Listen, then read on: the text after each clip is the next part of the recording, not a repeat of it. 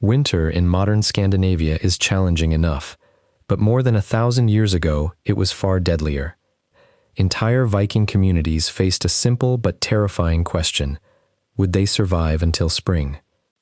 There were no supermarkets, no central heating, and no way to grow crops for months. Once winter arrived, every meal, every log of firewood, and every decision made during the previous summer could mean the difference between life and death. Yet despite these brutal conditions, the Vikings didn't just survive, they adapted. Generation after generation, they developed practical skills, built homes designed to withstand the cold, and prepared so carefully that they could endure some of the harshest winters in Europe. So how did they do it? Today, we're exploring how the Vikings survived the brutal Scandinavian winter. To understand how the Vikings survived, it's important to first understand what they were up against. The Vikings lived in Scandinavia, a region that includes present-day Norway, Sweden, and Denmark. While each area had its own climate, much of the region experienced long, cold winters that tested even the strongest communities. In northern Scandinavia, winter could last for several months. Temperatures often remained below freezing, lakes and rivers turned to ice, and in the far north, daylight became incredibly scarce. Some areas saw only a few hours of sunlight each day, while others experienced weeks when the sun barely rose above the horizon. For Viking farmers, winter marked the end of the growing season. Crops could no longer be planted or harvested, and fresh food became increasingly difficult to obtain. Hunting was less predictable, fishing was often limited by ice and dangerous weather, and traveling across the landscape became much more challenging. The cold itself was another constant threat. Without proper shelter and enough firewood, exposure to freezing temperatures could quickly become deadly. A poor harvest, an unusually harsh winter, or a shortage of stored food could place an entire village at risk. For the Vikings, winter wasn't simply a season. It was the greatest challenge they faced every single year. And they understood one important truth: surviving winter didn't begin with the first snowfall. It began many months earlier. The Vikings knew that winter could not be defeated by courage alone. It was defeated through preparation. Long before the first snow covered the mountains, every family had already begun getting ready for the months ahead. Summer and early autumn were the busiest times of the year. Every task had one purpose: storing enough supplies to survive until spring. The harvest came first. Barley, oats, and rye were carefully gathered before the weather turned cold. These grains could be stored for months, and later ground into flour for bread or cooked into porridge, providing one of the most reliable food sources throughout the winter. Fishing was equally important. The cold waters around Scandinavia were rich with cod, herring, and other fish. Since fresh fish spoiled quickly, the Vikings preserved it by drying it in the wind or hanging it over slow-burning fires. In the dry northern air, properly prepared fish could remain edible for many months. Meat required the same careful planning. Cattle, sheep, goats, and pigs were valuable animals, but keeping large herds alive through winter demanded enormous amounts of feed. As a result, many animals were slaughtered during autumn. Their meat was salted, smoked, or dried to prevent it from spoiling, while every usable part, from fat and bones to hides, was carefully preserved. Very little went to waste. Dairy products also played an important role. Fresh milk spoiled quickly, so it was turned into butter and cheese, foods that lasted much longer and provided valuable calories during the cold season. Food wasn't the only thing they stored. Firewood was just as essential. Throughout the warmer months, families cut down trees, split logs, and stacked them in dry places. A single household could burn through an enormous amount of wood before winter ended. Without enough fuel, even a well-stocked pantry would mean little against the freezing temperatures. By the time the first snow finally arrived, the most important work had already been done. The Vikings didn't wait for winter to test their strength. They prepared so that winter never had the chance. Preparing enough food was only half the battle. Surviving winter also depended on having a home that could keep out the relentless cold. For most Viking families, that home was the longhouse. Unlike modern houses with separate rooms, A Viking longhouse was built as one large shared space where families lived, worked, cooked, and slept together. Some longhouses stretched more than 30 meters in length, providing enough room for both people and their valuable possessions. The walls were built from thick timber, while the roof was covered with layers of thatch or turf. These natural materials acted as excellent insulation, trapping warmth inside while blocking much of the freezing wind outside.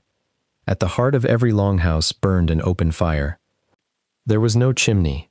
Instead, smoke slowly escaped through small openings in the roof. Although this made the inside smoky by modern standards, the constant fire provided heat, light, and a place to cook meals throughout the long winter. The fire rarely went out. Keeping it alive was one of the household's most important responsibilities. Starting a new fire during freezing weather was difficult, so someone was almost always responsible for feeding it with fresh wood. Life inside the longhouse was crowded but practical. Benches along the walls served as places to sit during the day and beds at night. Animal skins, wool blankets, and thick woven clothing helped trap body heat while families slept close together. In many farming communities, livestock were kept in an attached section of the longhouse or in a nearby shelter. This arrangement protected valuable animals from the weather and, in some cases, helped reduce heat loss from the building, although people and animals were usually separated by partitions. To modern eyes, the longhouse may have seemed dark, smoky, and uncomfortable. But for the Vikings, it was a carefully designed shelter that allowed entire families to survive months of freezing temperatures. Outside, winter remained unforgiving. Inside, the longhouse became the center of Viking life. Although winter brought farming to a halt, life inside a Viking settlement was far from idle. With fields buried beneath snow and long voyages put on hold, the colder months became a season of preparation rather than inactivity. The work simply changed. Blacksmiths repaired swords, axes, and farming tools that had been worn down during the previous year. Carpenters crafted furniture, repaired sleds, and prepared timber for future construction. Fishermen mended their nets, while shipbuilders inspected wooden planks and iron rivets, making sure their longships would be ready when the ice finally disappeared. Inside the longhouse, women played an essential role in keeping the household running. They spun wool into thread, wove cloth on large upright looms, and made or repaired clothing that would protect their families from the freezing weather. Producing a single wool garment could take weeks of careful work, making warm clothing one of the family's most valuable possessions. Winter was also the season when knowledge was passed from one generation to the next. As darkness settled outside and the fire crackled in the center of the longhouse, children listened as their parents and grandparents shared stories of famous voyages, legendary heroes, and the Norse gods. These stories were more than entertainment. They preserved history, taught important lessons, and strengthened the traditions that held Viking communities together. People also enjoyed games to pass the long evenings. One of the most popular was Hnefatafl, a strategic board game often called the Viking chess. Unlike modern chess, the two sides had different objectives, forcing players to think carefully and adapt their tactics throughout the game. Winter was not simply a time to endure. It was a time to repair, to create, to teach, and to prepare for another year. While the world outside appeared frozen and lifeless, the heart of every Viking home remained remarkably busy.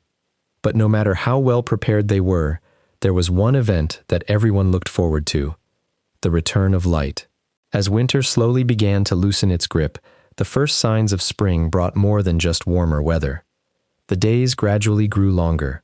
Snow started to melt, rivers flowed freely once again, and life returned to the Scandinavian landscape. For Viking communities, this was more than a change of season. It was proof that they had survived another year. Families gathered inside their longhouses to share food, drink, and stories. Fires burned through the longest nights, symbolizing warmth, hope, and the promise that the sun would eventually return.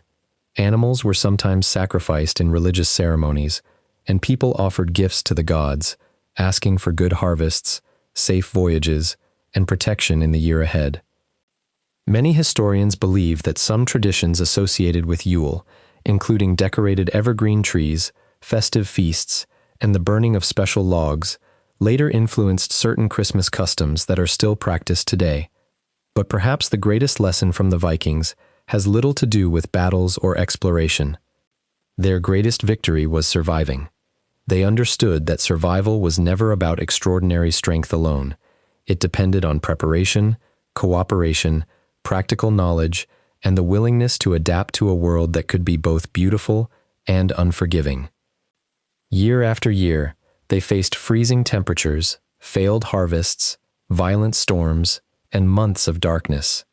Yet they endured. Not because winter became easier, but because they learned how to live with it.